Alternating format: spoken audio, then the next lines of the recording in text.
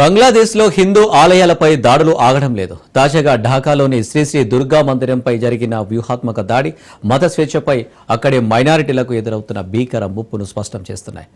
బీల్కాహెట్ ప్రాంతంలోని శ్రీ దుర్గా దేవాలయంపై ఇటీవల చోటు చేసుకున్న దాడి స్థానిక హిందూ సమాజాన్ని తీవ్రంగా కలిచివేసింది. ఆలయాన్ని ఖాళీ చేయాలంటూ మత ఛాందసవాదులు బెదిరింపులకు దిగారు.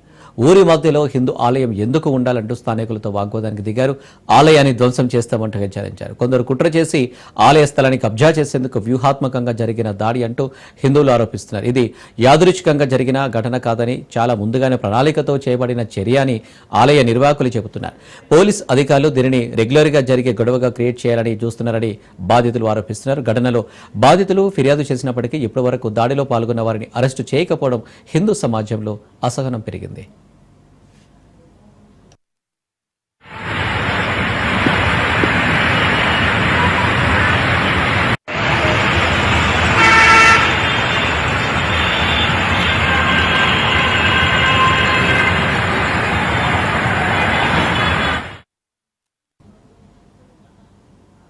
ఈ ఘటన ఒకటే కాదు, గత ఏడాది నుంచే బంగ్లాదేశ్లో ఆలయాలపై దాడులు క్రమంగా పెరిగిపోతున్నాయి. ముఖ్యంగా కుమిల్లా, చటోర్గాం, నోయాఖాలి వంటి ప్రాంతాల్లో దసరా పర్వదినాల్లో హిందూ ఆలయాలపై దాడులు విపరీతంగా జరిగాయి. 100కి పైగా ఆలయాలు ధ్వంసమయ్యాయి. అనేక హిందూ ఆస్తులు దగ్ధమయ్యాయి.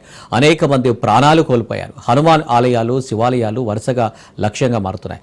దాడుల వెనుక అసత్య ప్రచారాలు, భూ ఆక్రమణ ప్రయత్నాలు, రాజకీయ ప్రేరణలు ఉన్నాయని స్థానిక హిందూ నాయకులు ఆరోపిస్తున్నారు.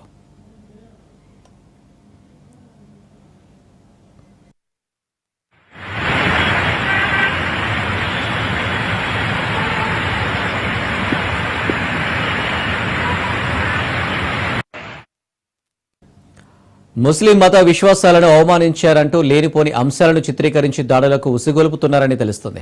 ప్రజా సంఘాలు ఇది మత స్వేచ్ఛపై భీకర ముప్పు అంటూ మండిపడుతున్నాయి.